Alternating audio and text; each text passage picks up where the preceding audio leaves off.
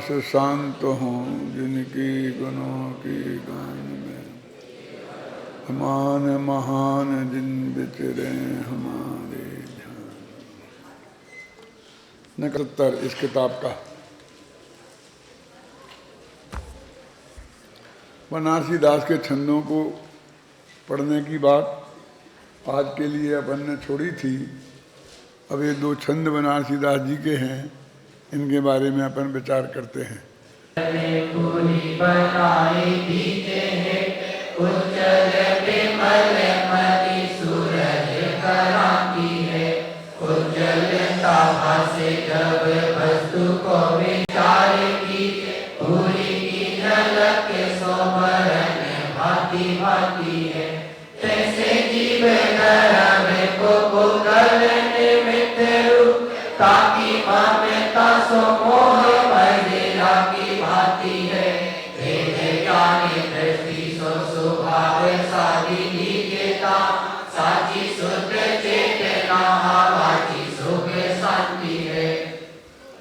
इस छंद का अपन अर्थ करें उसके पहले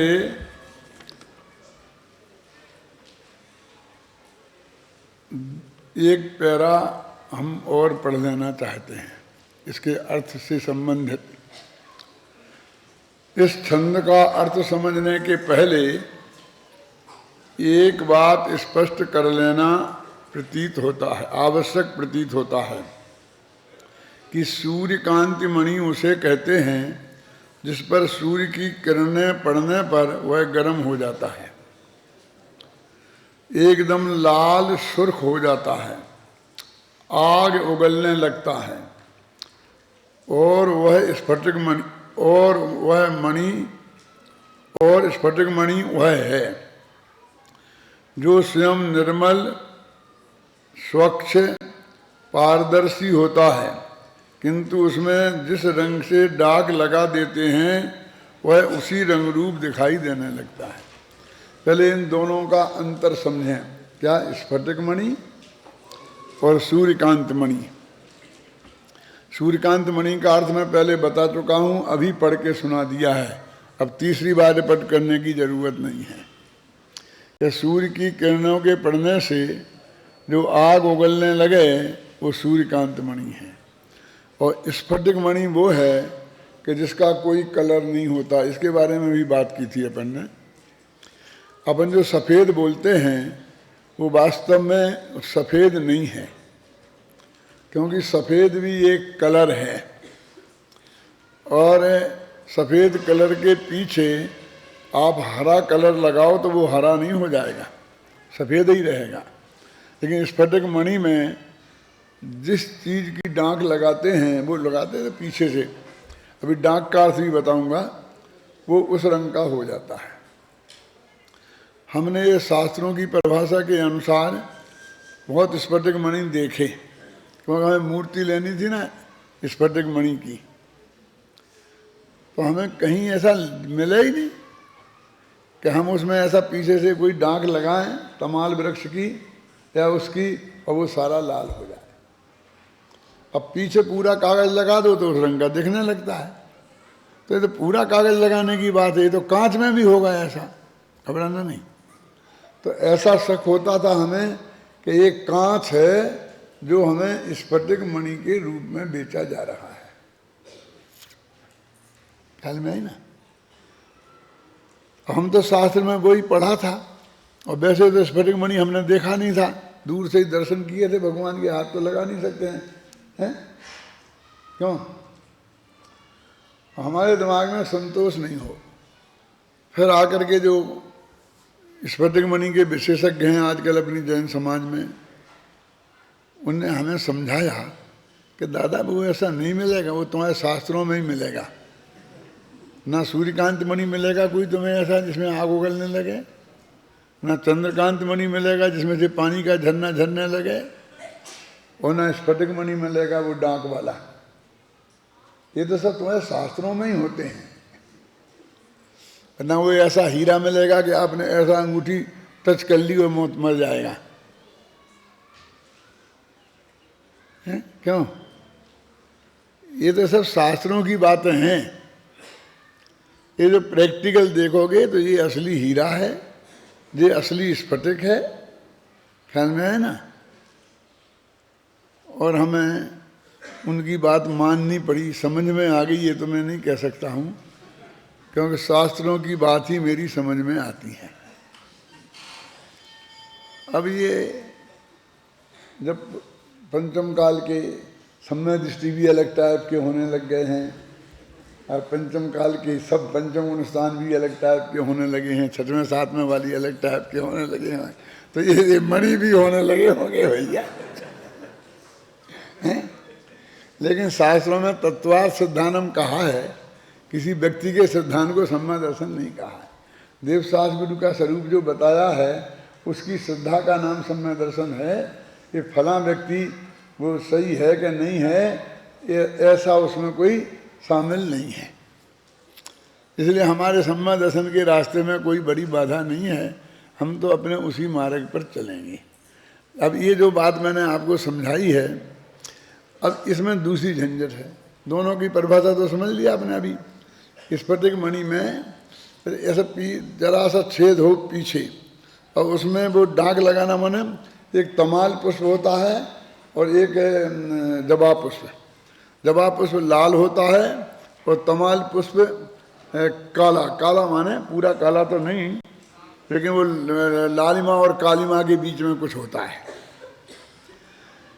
अब ये पुष्प की जो कली होती है, तो कली जैसी होती है ना, ऐसा छेद हम उसके पीछे करें नीचे मूर्ति के, और उसमें वो लगा दें वो कली सिर्फ, तो वो पूरी स्फटिक की मूर्ति उसी कलर की दिखेगी। तमाल का पुष्प लगाएंगे तो तमाल के कलर की दिखेगी, और जबा का पुष्प लगाएंगे तो जबा की तरह से दिखेगी। है ना, ना? ये स्फटिक मणि की परिभाषा है। अभी यहाँ बहुत बड़ा चक्कर पड़ा। इस छंद का अर्थ जब हमने समझा तो नाम तो लिख रहे फटिक मणि, देखो नाम तो लिख रहे सूरज क्रांति, और बात लिख रहे वो जो स्फटिक मणि पर डांक लगाने की। तो क्या कर रहे, ये बनारसी दास जी को समझते हैं कि नहीं समझते हैं महेंद्र कुमार जी? अब ऐसी मुफ्त की बात में हम माथा मारते रहते हैं, बाकी लोगों को तो फुर्सत नहीं है, सबने पढ़ लिया है समय नाटक समय सार 2500 दफे, किसी के दिमाग में ये प्रश्न खड़ा नहीं हुआ।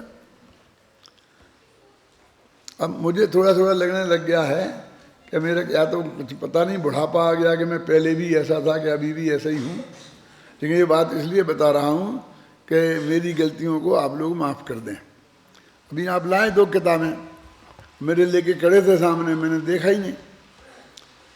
अभी मुझे पता नहीं है कि ऐसी हालत मेरी कब से हो गई है, ये अच्छी हुई हो चाहे बुरी हुई हो, लेकिन जब मैं कोई काम में रहता हूँ अपने में, तब मुझे सचमुच अब ऐसा होता है। ये मुझे अभी पता लगा, पहले भी होता होगा। फिर बात ऐसी है कि पहले कोई मेरे पास किताब लेके नहीं आता था, इसलिए मुझे पता नहीं लगता था। और आज आते हैं, ऑफिस में भी आते हैं तो बेचारे खड़े रहते हैं।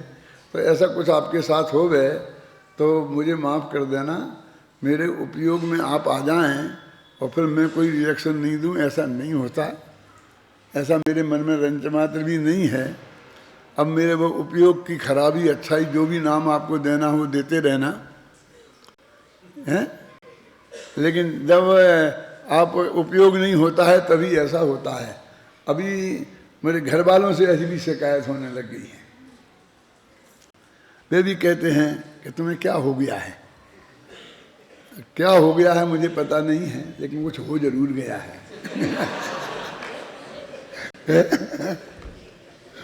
अब अपना देखो सूरज क्रांति मणि, यदि मैं भी आप जैसा ही पढ़ता तो मेरी समझ में भी ये बात नहीं आती। देखो अब छंद पढ़ते हैं अपन, देखो जैसे नाना बरन पुरी बनाए दीजे हेठ, उज्ज्वल विमल मणि सूरज, उज्ज्वलता भास जब वस्तु,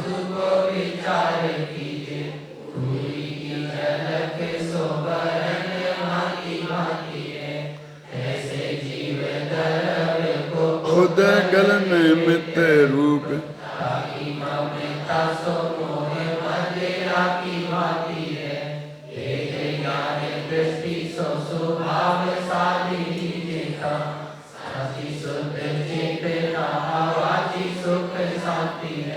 देखो उसमें लिखा है, हमें पूरा अर्थ अपन बाद में पढ़ेंगे, जो मेरा मतलब की बात बताता हूँ कि जैसे नाना बरन पुरी बनाए, जिस प्रकार अनेक रंगों की, बरन माने रंगों की, पुरी माने पुड़िया, पुड़िया बनाकर सूर्यकांत मणि के पीछे लगा दें।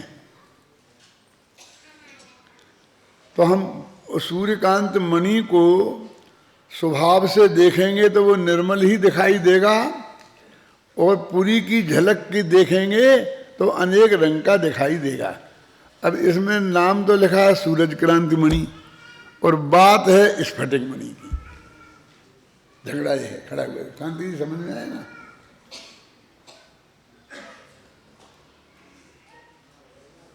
सोचना, मैं कोई फालतू की बातें नहीं कर रहा हूँ, जो आपके पढ़ने के बाद भी आपके ध्यान में नहीं आता है वो बात मैं आपके ध्यान में ला रहा हूँ। देखा सूरज क्रांति मणि लिखा ना, और पुरी की झलक सो बरन भांति भांति है, उस पुड़िया की झलक से वो अनेक रंग का दिखता है। अब हमने एक पुड़िया ऐसी बनाई कि इस तरफ से लाल है और इस तरफ से नीली है, पीछे से हरी है और आगे से समझ लो पीली है। अब वो पुड़िया लगाई तो आदि इधर की एक हाथ दिखेगा नीला, एक हाथ दिखेगा पीला, आगे से देखेंगे लाल, पीछे देखेंगे। अब समझे ना, मूर्ति में ऐसा हो जाएगा कि नहीं? तो नाना बरन पुरी बनाए, नाना रंग की पुड़िया बनाकर,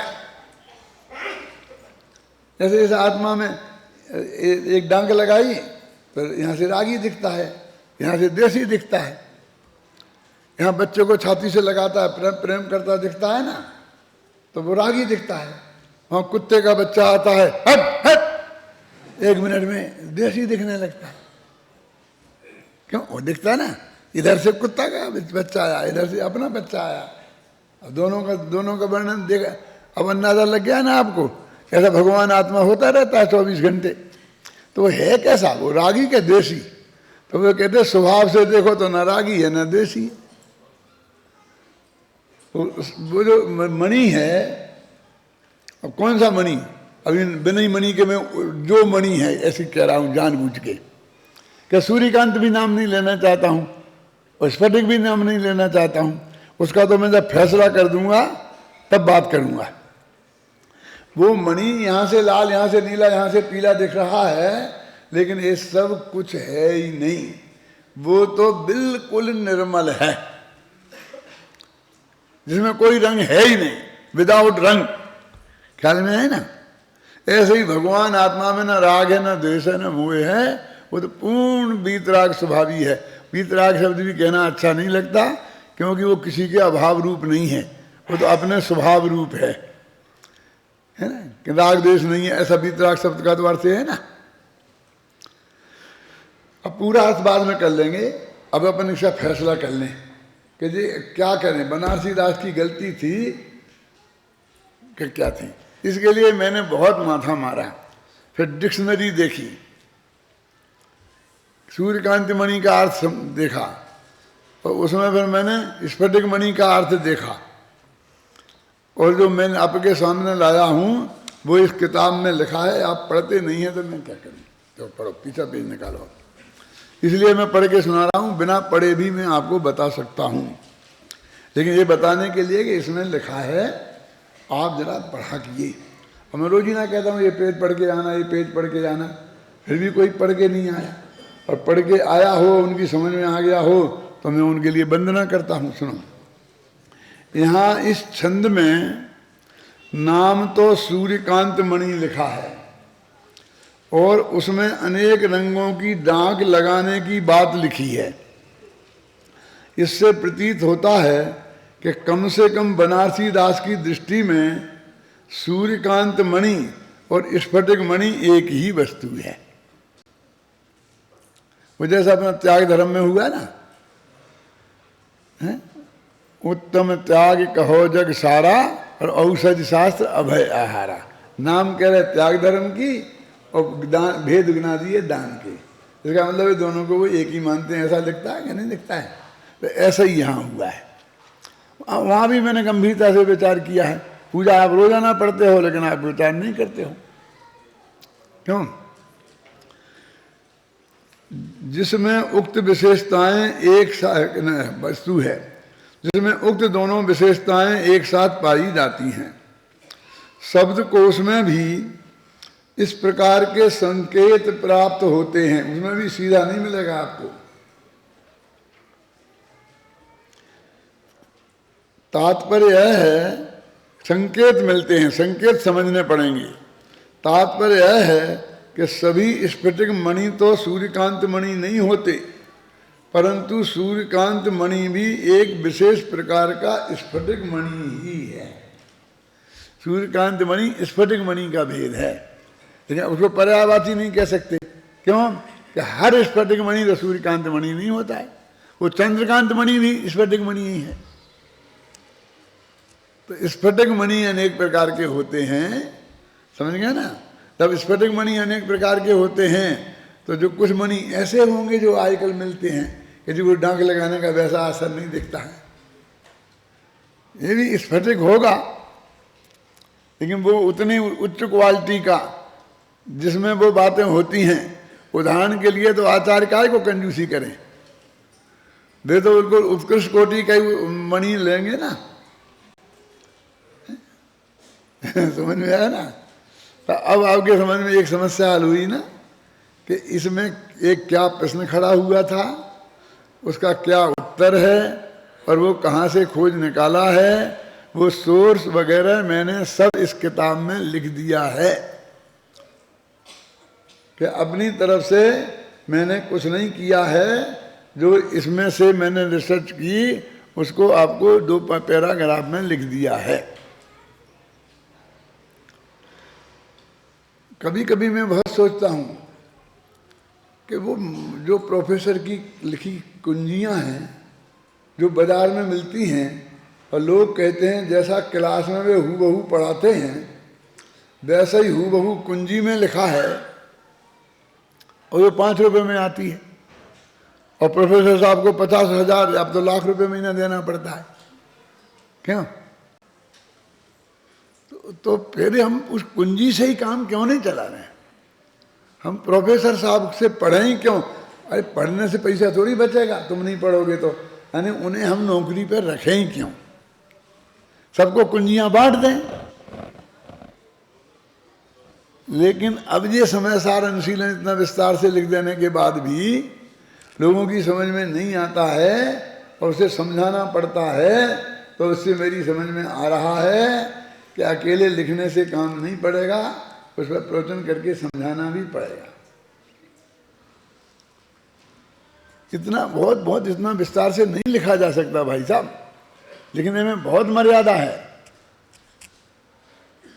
तो आपको यदि समय सार समझना है तो ये समय सार अनुशीलन पढ़ने भी पड़ेंगे, और ये मेरे प्रवचन ये महाभाग्य से आजकल ये वीडियो के रूप में भी सुरक्षित हो गए, ऑडियो के रूप में भी सुरक्षित हैं, तो उन्हें सुनना भी पड़ेगा।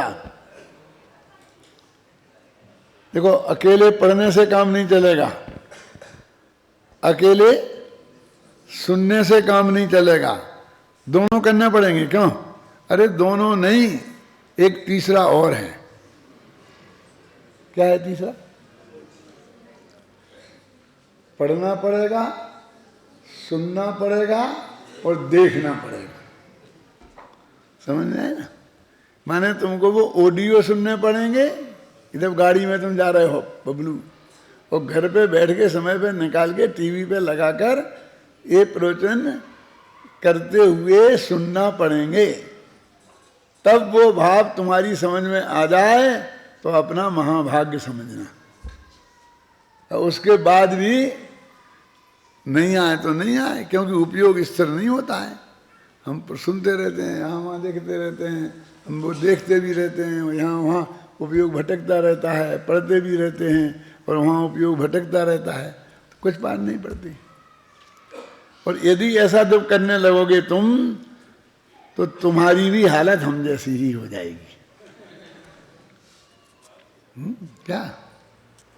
एक 80 वर्ष का बुढ़ा था बेचारा, तो पुराने जमाने में बिल्कुल कमर टेढ़ी हो जाती थी, देखिए आपने, ऐसे लाठी लेके चलता था।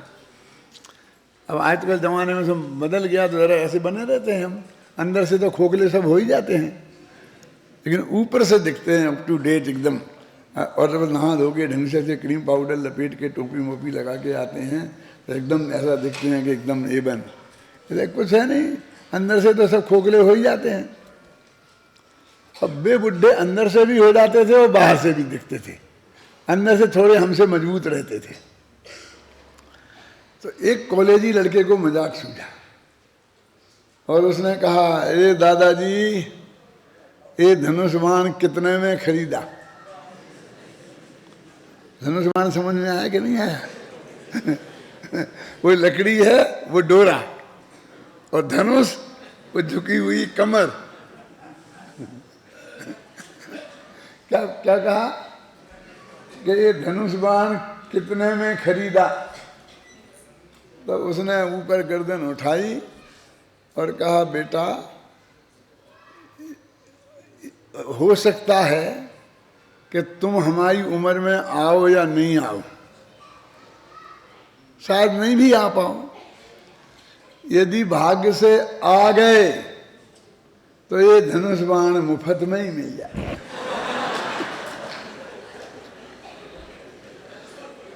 भाव क्यों पूछते हो? है ना? तो इसलिए हम कह रहे कि आप ऐसे लिखोगे, ऐसे पढ़ोगे। वीर सागर ने रात को बहुत आपको विस्तार से बताया कैसे पढ़ना चाहिए, कैसे सुनना चाहिए, कैसे समझना चाहिए, कैसी मान मर्यादा पूर्वक होना चाहिए, कैसी देवशास्त्र गुरु की महिमा आना चाहिए, कि तब जाके हमारे ज्ञान की प्राप्ति होती है। कि बहुत विस्तार से विधि पूर्वक उनने आपको सम्यक ज्ञान की प्राप्ति के लिए बाह्य व्यवहार कैसा होना चाहिए, क्या वो उन्होंने बहुत विस्तार से बताया। और मैं उसमें इतना जोड़ रहा हूँ कि इसे अंदर इसको समझना है तो बाहर का सब कुछ भूलना पड़ेगा।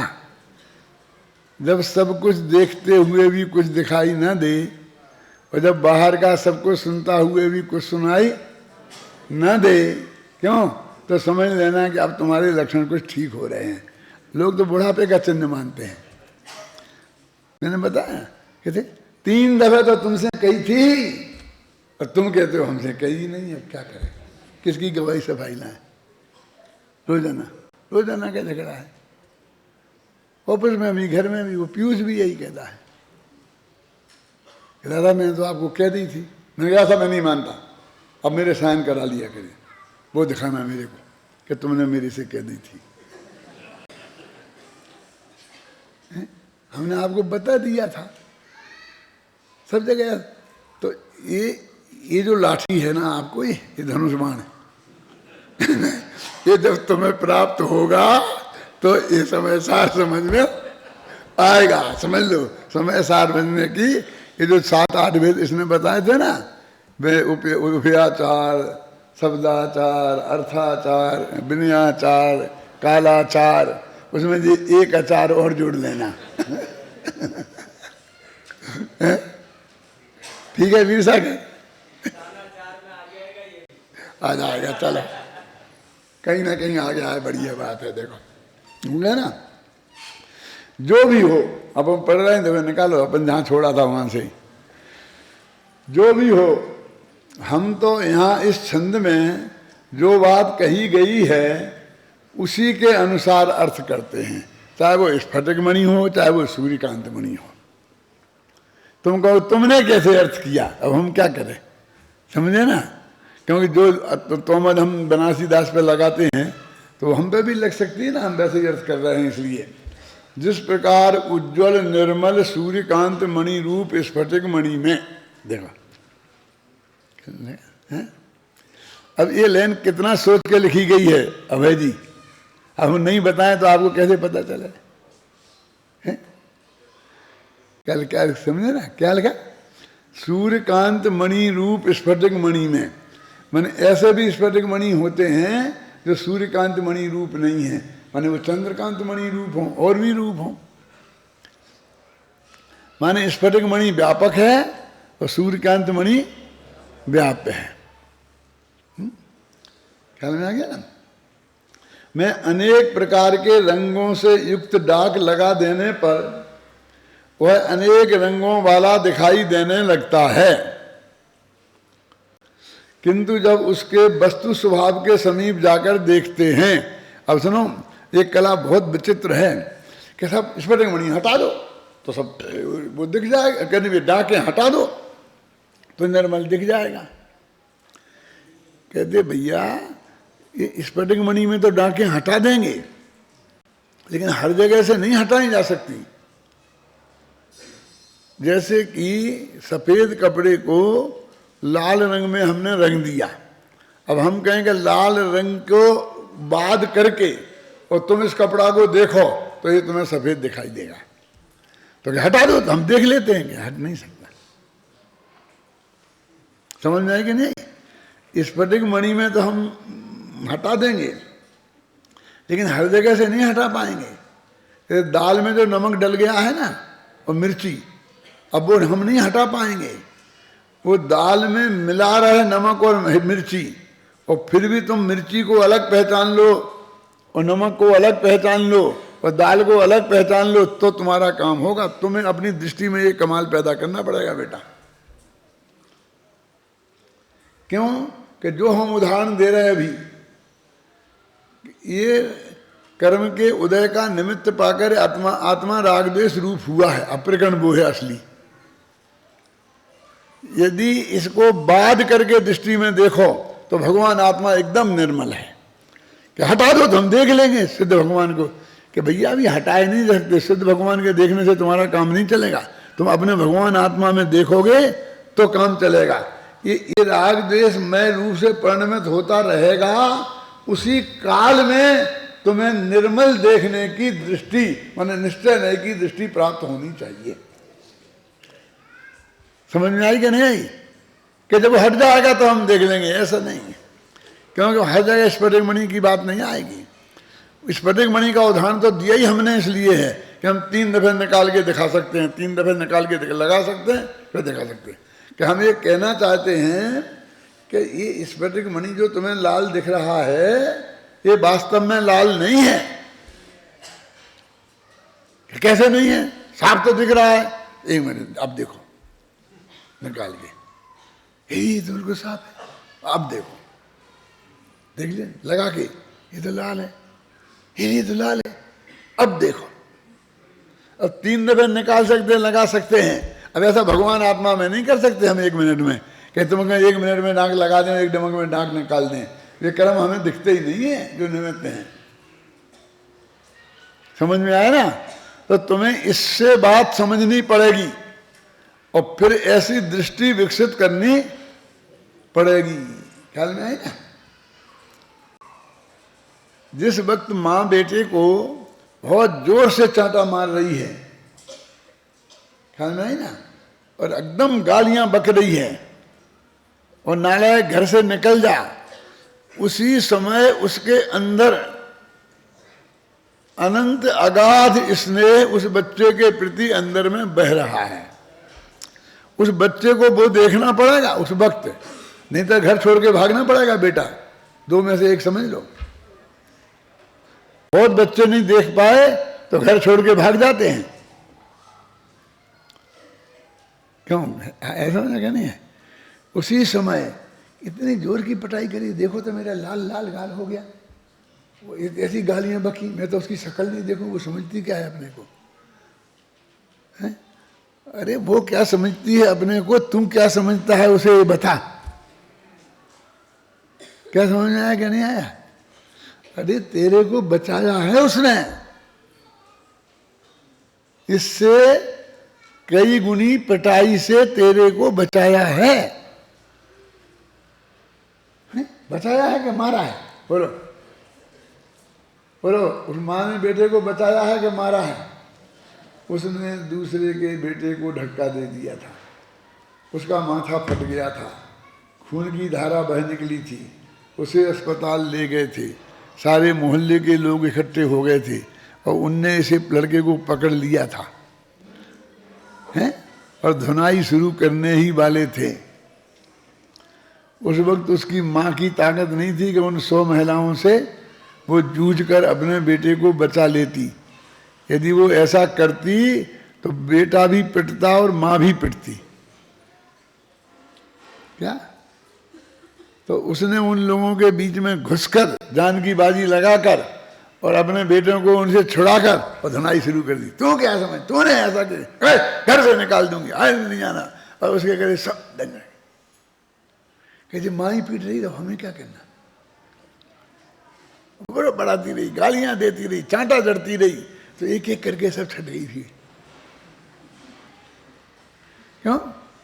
10-5 रह गई तो पकड़ के हाथ खींचते हुए खचोड़ के अपने घर ले गई और कमरे में बंद कर दिया, ताला लगा दिया और चाबी अपने पास रख ली। अब तू मेरे को इसके बाहर निकलने नहीं दूंगी, तुझे भूखों मरना। क्यों? क्योंकि बहुत सी महिलाएं वहां तक भी आ गई थी। वो घर के कमरे में बंद नहीं करती, ताला लगा के चाबी अपने नहीं दुकान छिपा के नहीं रखती, तो वो वहां जाके पीटती हैं।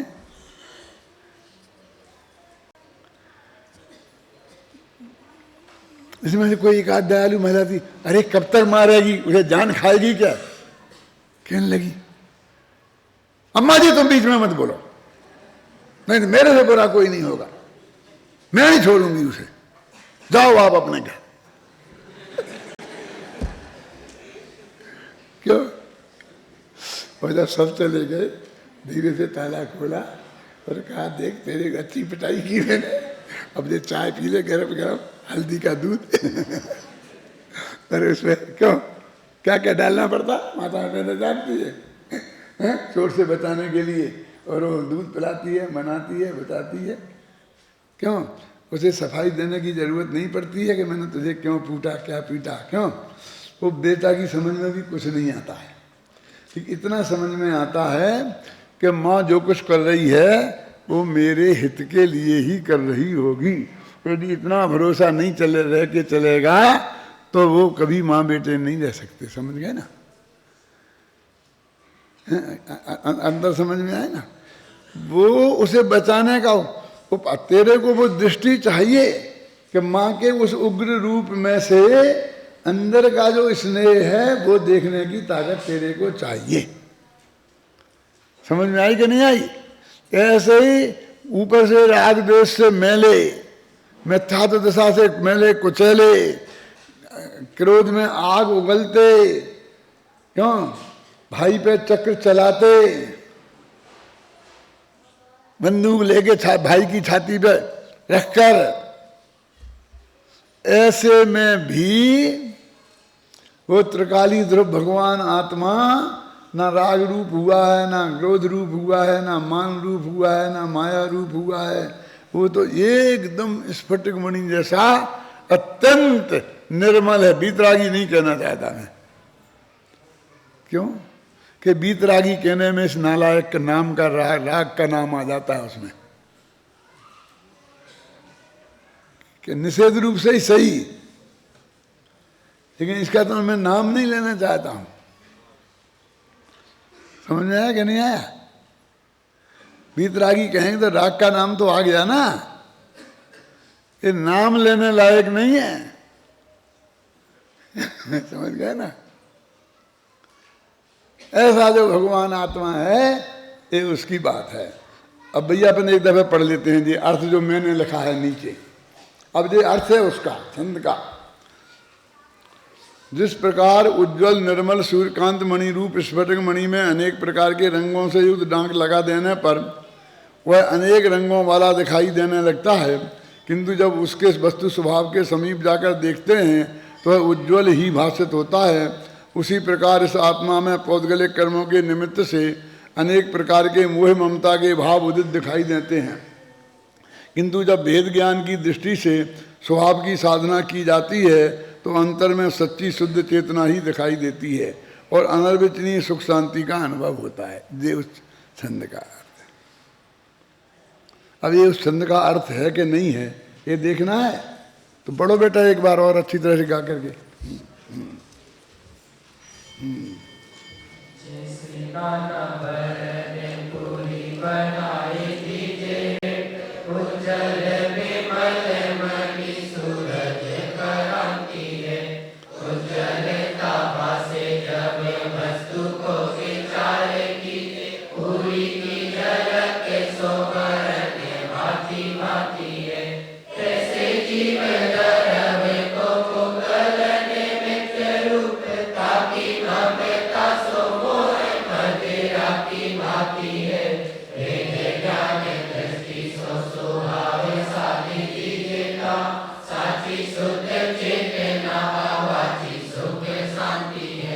साची शुद्ध चेतना अवाची शुद्ध सुख शांति है। क्या है जी अवाची सुख शांति? क्या है भैया?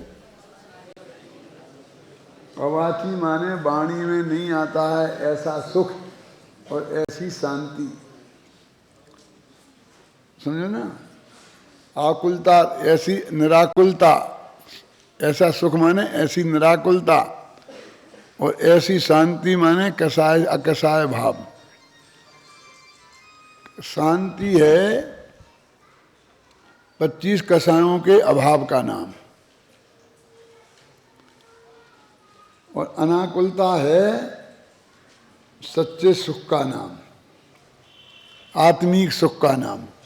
देखो, साची शुद्ध चेतना और अवाची सुख शांति है।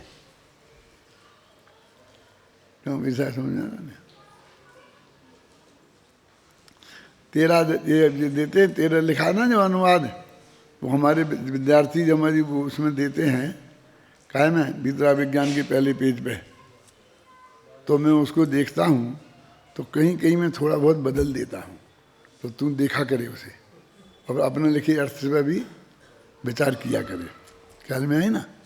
और फिर उसके बारे में कुछ मेरे से पूछना हो तो फ़ोन पे पूछ लिया करे। चलो अब दूसरा छंद पढ़ो।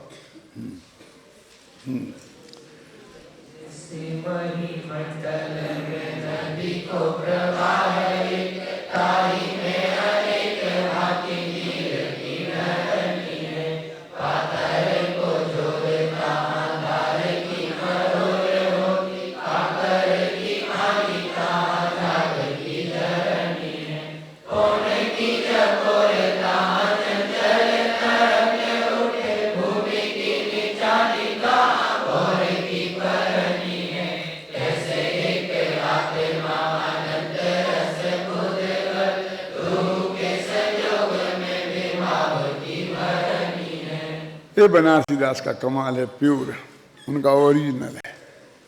क्योंकि पिछले छंद में तो वो स्फटिक मणि का उदाहरण उस छंद में था, मूल में सूर्यकांत मणि का है ना। ये किस छंद पे चल रहे हैं देखो, निकालो। न जातु रागा दिन मित्य भावात, इस पे था। यथात्मनो याति यथार्क कांता तस्मिन् निमित्तम पर संगे। ये इस छंद में अर्क कांता है ना, ये इसमें तो वो था उदाहरण, और उसको उन्होंने अच्छा रंग से भरा है, समझे ना। मूल उदाहरण था, लेकिन ये दूसरा उदाहरण उन्होंने खुद दिया है क्या, और उसमें कलर भरा है। पढ़ते हैं उसका अर्थ अपन।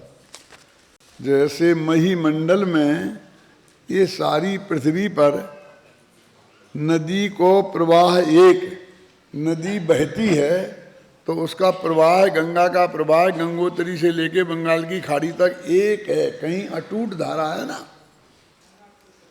तो प्रवाह तो एक ही है, उसमें कोई फर्क नहीं है। वो गंगोत्री से निकला, वो बंगाल की खाड़ी तक गया, उसमें कोई अंतर नहीं है। लेकिन स्वभाव तो एक ही है, और उसका नाम क्या है? प्रवाही। प्रवाही स्वभाव है, बहना। नदी किसे कहते हैं? पानी के समूह को। पानी का समूह तालाब होगा, झील होगी, बांध होगा, नदी नहीं है। नदी बहते हुए पानी का नाम है, सूखी का नाम नदी नहीं है। बार बार जगह जगह खंडित हो गई, उसका नाम नदी नहीं है। इसलिए गंगा का उदाहरण दिया जाता है, क्योंकि बाकी नदियां गर्मियों में सूख जाती हैं। गंगा नदी 12 मास सूखती नहीं है, एक सी बहती रहती है। जब भयंकर गर्मी पड़ती है तो और ज़रा तेज धार हो जाती है, क्योंकि बर्फ़ ज़्यादा पिघलती है तो ज़्यादा पानी उसमें आता है। जब सारा पानी तप के आग हो जाता है तो गंगा का पानी ठंडा होता है, क्योंकि बर्फ़ पिघल के आया है ना।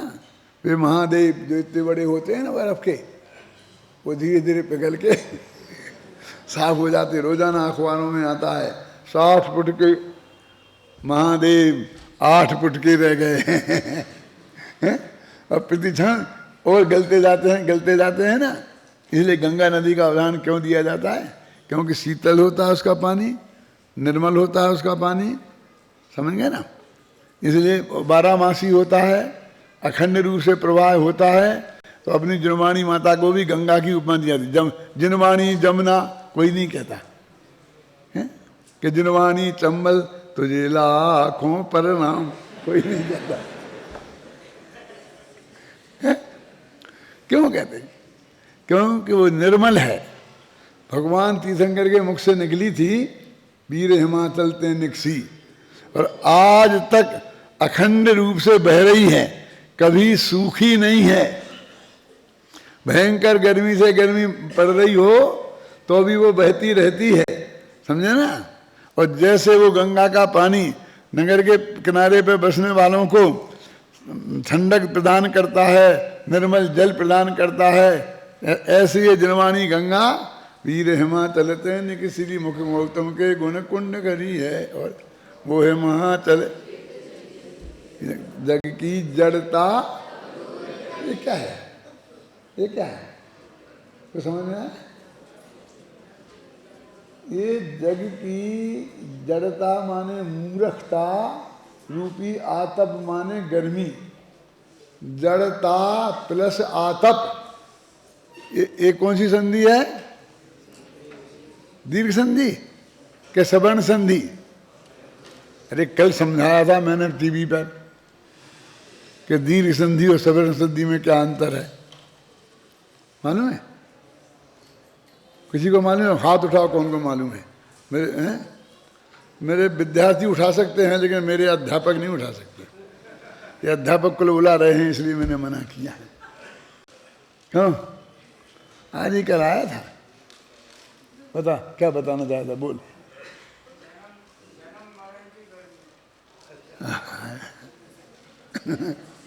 काय का अर्थ पूछ रहा हूं मैं? जड़ता तप, इसमें जो दीर्घ संधि है कि सवर्ण संधि है। अभी तेरे को बेटा प्रश्न ही पता नहीं चला। ये मेरी उम्र का मेरा बेटा है। क्या समझे मैं क्या पूछ रहा हूं? एक कल लड़कियों ने कमाल कर दिया, फर्स्ट क्लास लड़कियां आई। मुझे लगा लड़कों का विद्यालय बंद करके लड़कियों का शुरू कर देना चाहिए। और एक लड़की तो उनमें वो थी कि जिसे मैंने यहाँ रहने को जगह नहीं दी, टॉप किया। अब मैं सोच रहा हूँ क्या करूँ, कैसे करूँ, कुछ करूँ क्या? काय का अर्थ पूछ रहा हूँ, क्या प्रश्न है?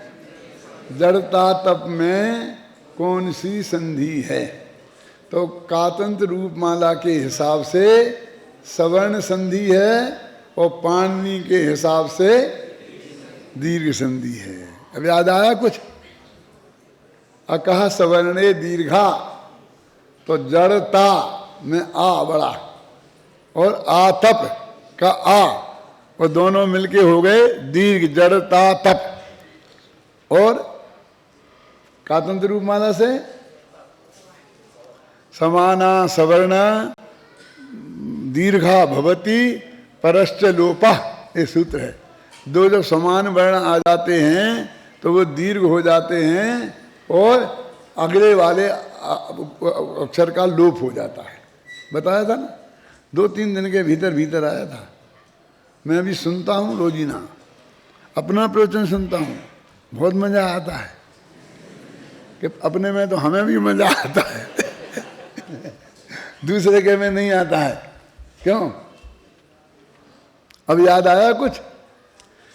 अब मैं एक प्रश्न और पूछता हूँ वैसे, हाँ, हालांकि मैं जानता हूँ घड़ी बहुत तेजी से भाग रही है, मुझे इस छंद का अर्थ बताना है कि देखो, छोटा छोटा मिलके बड़ा हो जाता है, ठीक है? पहला छोटा दूसरा बड़ा मिलके भी बड़ा होता है, पहला बड़ा दूसरा छोटा मिलके भी बड़ा हो, और दोनों बड़ा हों तो भी बड़ा होता है। अब ये 4 उदाहरण बताओ।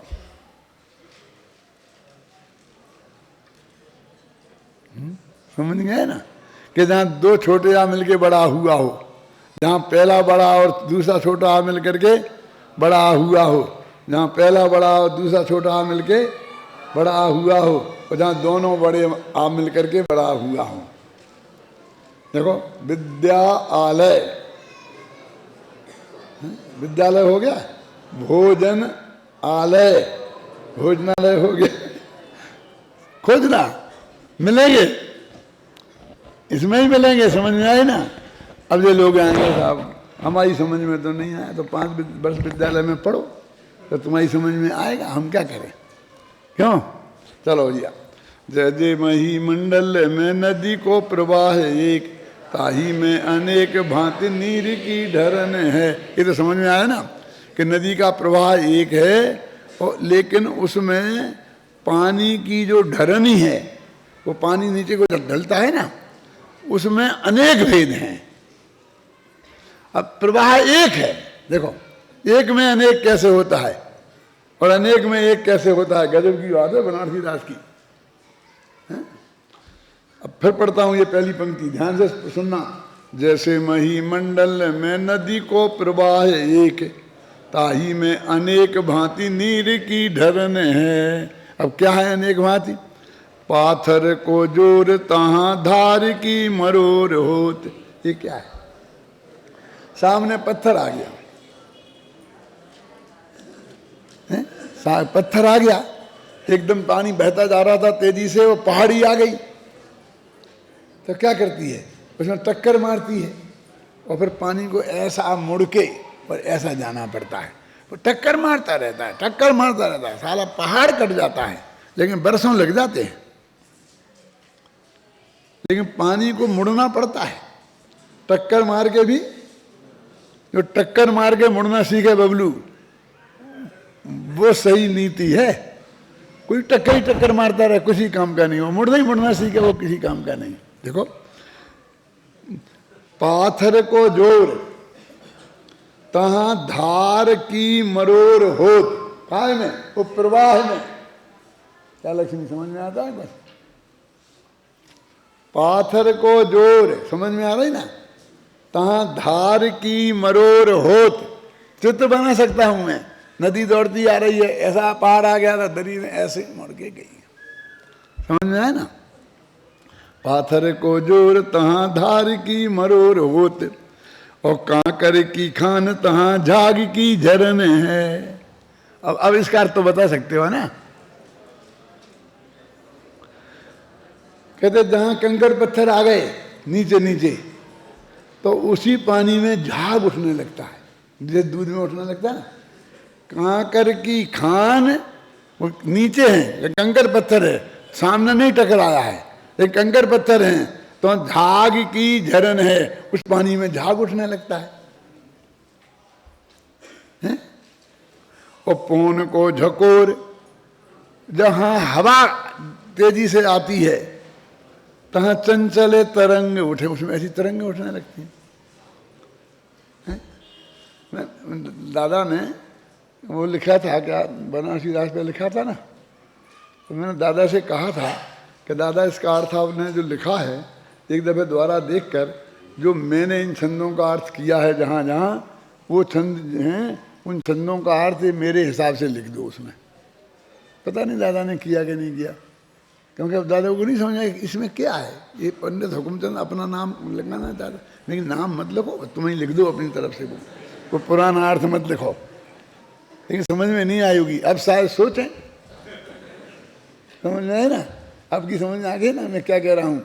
देखो, कांकर की खान तहाँ झाग की झरन है, पौन को झकोर तहाँ चंचल तरंग उठे। मैं इसमें माथा मारता रहता हूँ, हंसता रहता हूँ, प्रसन्न रहता हूँ, समझ में है ना, मेरी तबीयत ठीक रहती है। और भूमि की निचान तहाँ भौर की परन है। अब बताओ इसका, तो अब तो बहुत सरल हो गई ना। अब एकदम नीची भूमि आ जाती है, पानी ऊपर आता ना, जैसे कि नागरा फाल है ना, एकदम वो नदी बहती आती है और एकदम 1000 फुट नीचे है, तो एकदम नदी गिरती है। तुम तो देखा है ना, यहाँ भी बहुत होंगे, ऐसे नहीं है हिंदुस्तान में। देखो, भूमि की निचान, जहाँ जमीन नीची आ गई तो वहाँ भौर की परन है, तो उसमें ऐसे ऐसे भौर पड़ जाते हैं और गोल गोल गोल आदमी अंदर चला जाता है ना। भौर समझ गया ना, ऐसा ऐसा ऐसा ऐसा हो जाता है ना अंदर। यदि वहाँ नहीं देख पाओ ना, तो जब लेटरिन जाकर के फ्लश चलाओ ना उसमें भी ऐसे ही सेट किया जाता है कि वो पानी में ऐसे ऐसे ऐसे, ऐसे घूमता है जब वो मलबा पार होता है। भौर की परन, निचान है ना, नीची जगह, समझ गया ना। और मुझे वो दिखता है रोजाना इस छंद का अर्थ वहां।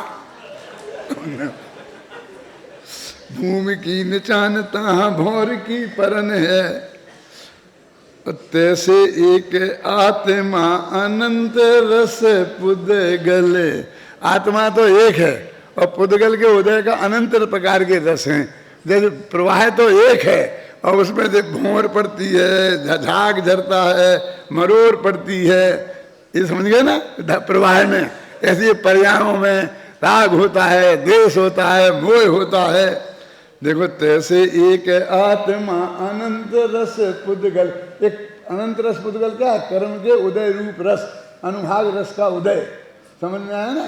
ये कर्मण योग भी आ गया। दुहू के संयोग में विभाव की भरन है।